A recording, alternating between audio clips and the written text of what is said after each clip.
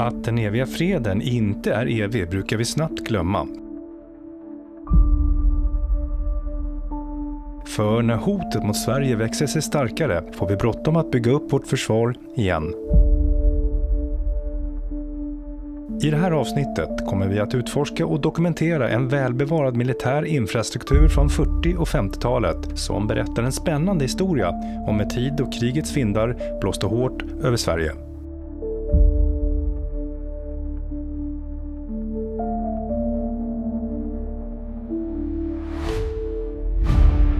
Vi befinner oss på Sveriges östkust där ett välbevarat luftvärnsbatteri står högt beläget ute på landsbygden.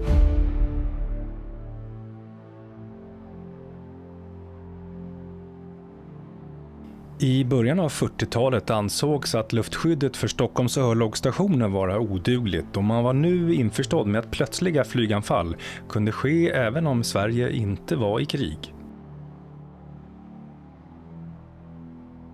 I takt med att beredskapen höjdes vid krigsutbrottet började man bygga ut grupperingsplatser och pjäsplatser i Stockholms norra och södra skärgård. Strategin för hur samverkan skulle ske mellan baserna växte fram efter erfarenheten från försvarsövningarna på 40-talet. Arbetet pågick i högt tempo trots en ansträngd ekonomi och ständiga diskussioner fördes om hur utbyggnaden av luftvärnsförsvaret bäst skulle genomföras. På den här platsen vi befinner oss idag var en viktig pusselbit i luftförsvaret av marinens ankarplatser i Stockholms södra skärgård. Det här var en av 5 luftvärnsställningar som skulle skydda Hårsfjärdens örlogsdepå.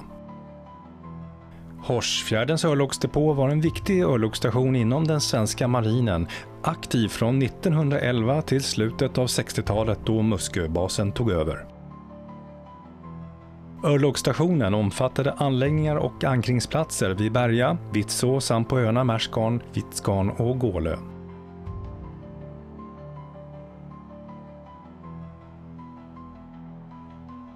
Utbyggnaden skedde etappvis och man började med först att uppföra 4 betongbäddar för 75 mm luftvärnskanoner. Dessutom byggdes 5 manskapsbaracker och ett stort antal skyddsvärn, skyddsrum och mindre bergrum för ammunition och skydd. Inledningsvis omplacerades 2 kanoner från Östra Skägga till den här platsen. I slutet av 1941 fick man äntligen de sista 2 pjäserna och nu var allt färdigställt med baracker, vägar, avlopp med mera.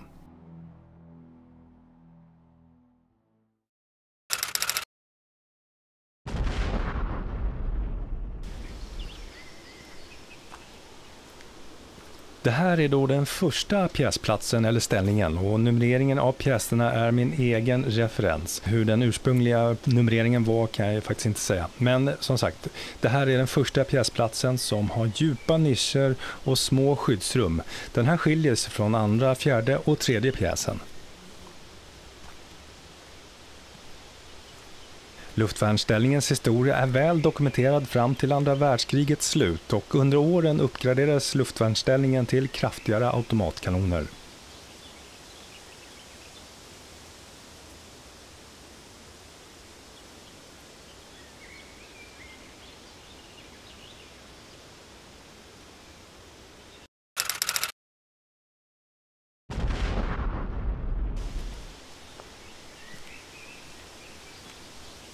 Andra pjäsplatsen har grundare nischer och en nedgång till en mindre bunker eller ett beredskapsrum enligt dokumenten.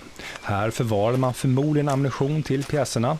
Man ser också att beredskapsrummet har modifierats till en liten sommarstuga och man har till och med bemödat sig med att sätta in ett fönster.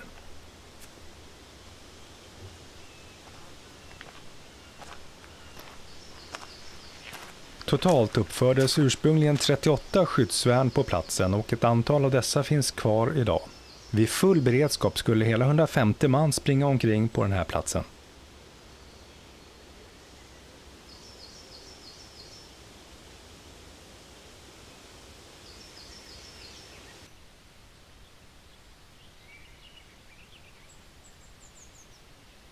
Vilken funktion och vilka pjäser som användes efter 1945 är mer oklart för mig, men sannolikt har kalibern vuxit och bevisligen har 2 pjäsplatser tillkommit. Men mer om det lite senare i avsnittet.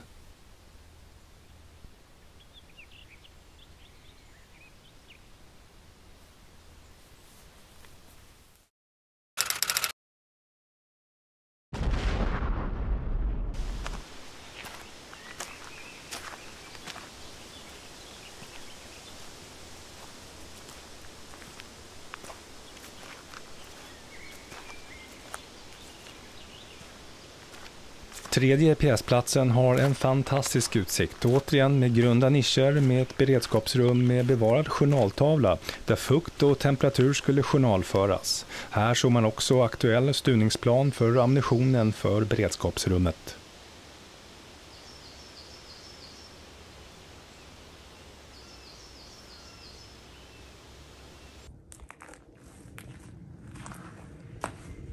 Pjäsplatserna är mycket välbevarade men spår av senare användning syns lite här och där, vilka förmodligen kan kopplas till senare civil verksamhet efter att krigsmakten övergav området.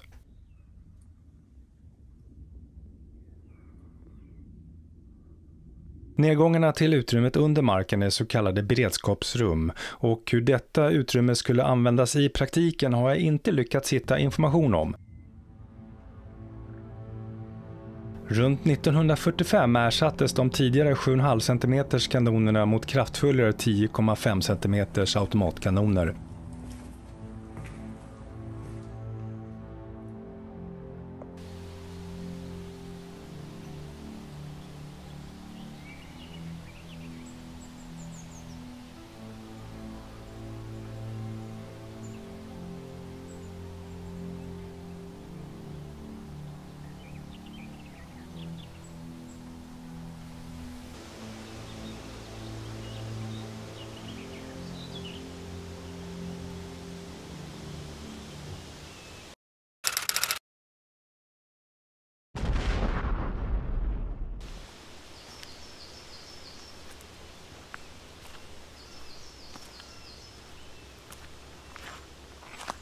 Den fjärde pjäsplatsen är en kopia av de två tidiga pjäsplatserna, men beredskapsrummet ligger djupare och har en mindre övertäckning på utsidan som är fullt synlig.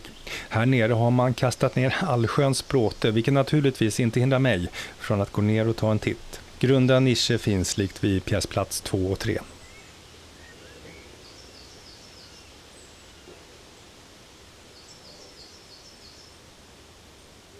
Luftvärnsställningen med de utspridda värnen och bunkrarna är överlag väldigt välbevarade, men spår finns som sagt av senare civil användning.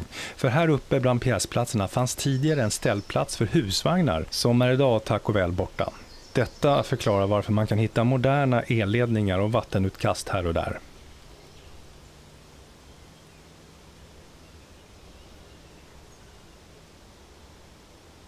Både de nya och de utbytta kanonerna var handriktade och för att lokalisera målen använde man sig av lyssnarapparater och strålkastare som var grupperade runt Horsfjärden.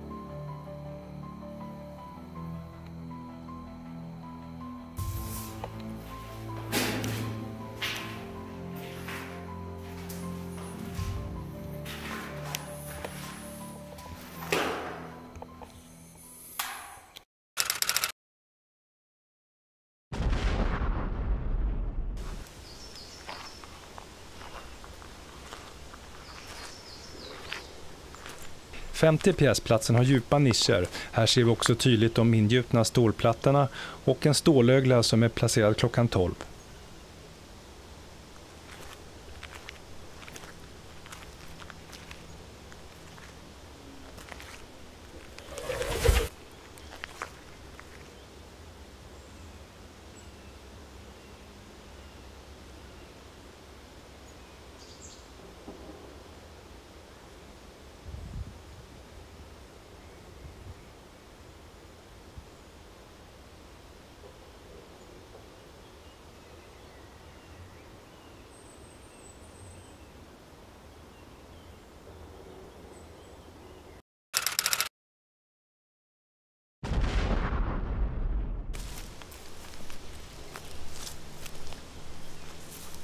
Sjätte pjäsplatsen har liksom den första och femte djupa nischer som jag antar är för grövre ammunition.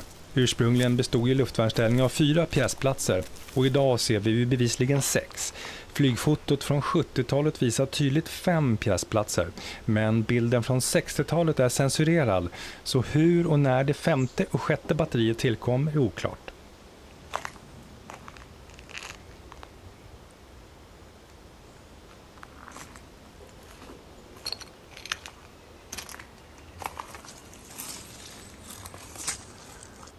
Luftförsvarsutredningen i mitten av 1950-talet ledde till behovet av automatiskt riktade luftvärnspjäser, då flygplanen blev allt snabbare och handriktade pjäser inte riktigt längre kunde hålla jämna steg med målföljningen av flygplanen.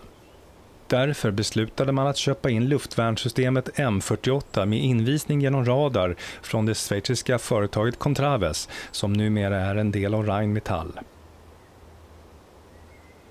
Vill du veta mer om radarsystemet PJ21R så finns det ett avsnitt tillgängligt på kanalen. Länk finns i beskrivningen av avsnittet och här uppe till höger.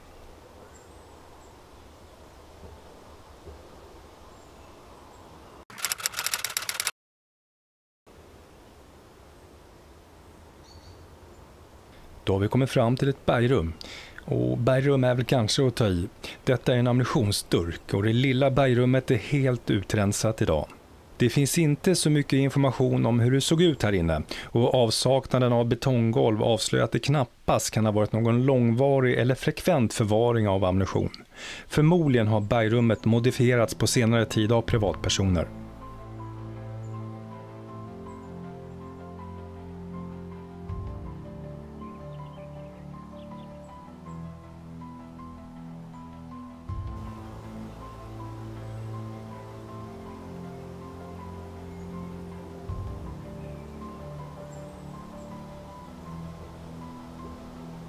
Den ursprungliga vägen som ledde till pjäsplatsen var väldigt brant, så när 10,5 cm kanonerna installerades byggdes en ny väg och bro för att underlätta tillträdet, och det är den vägen som går upp till platsen idag.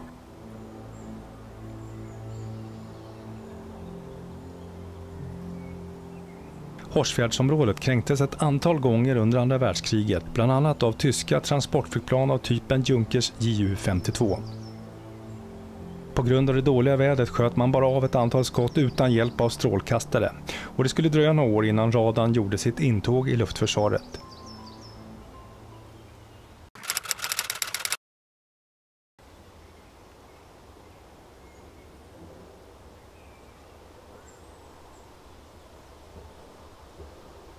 Den här väl gömda bunken vet jag inte riktigt vilken funktion den har haft, men den plomberade huvudentrén är ganska bred och hög, vilket borde passa ett fordon eller lastbil med ett kraftaggregat kanske.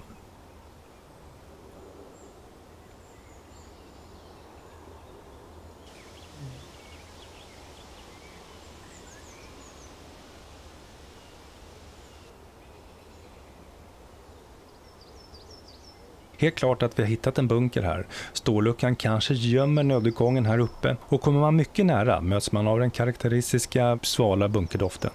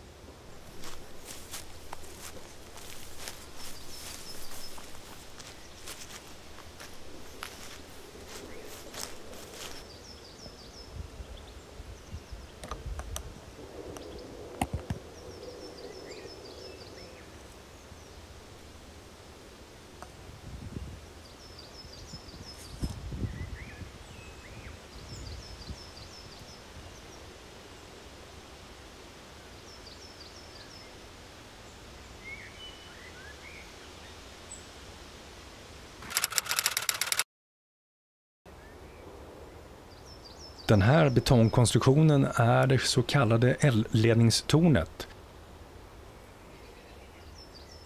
Här uppe placerades en lyssnarapparat M737 Tepas och ett centralinstrument M36 Gamma och en 4 meters inbasmätare.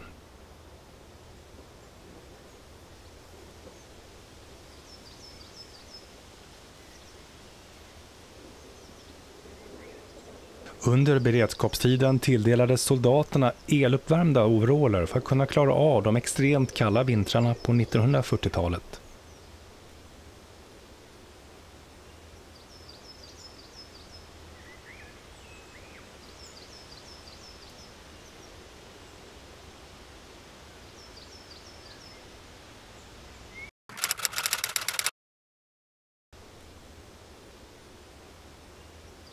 I anslutning till eldledningstornet hittar vi bunker nummer 2 och den här bunkern kan vi faktiskt gå ner i. Det här borde ha varit en skyddad plats för centralinstrumenten och kommandoplatsen. Övertäckningen är inte den tjockaste men det är torrt och mögelfritt och det finns några fina detaljer kvar idag.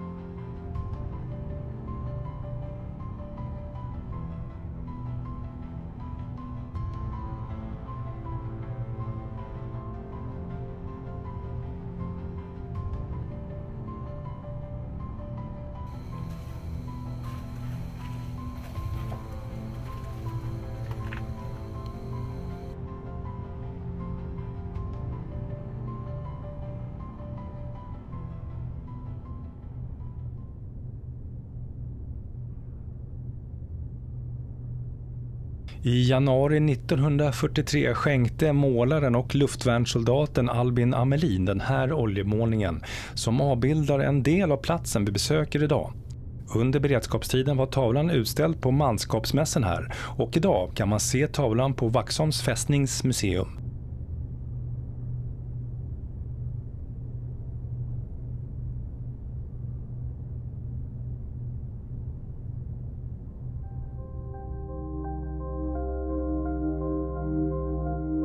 Sveriges urstarka tro på den eviga freden kräver dyrbara omställningar och upprustningar.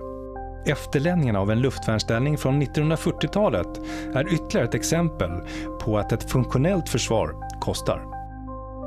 Som alltid, tack för att du tittade.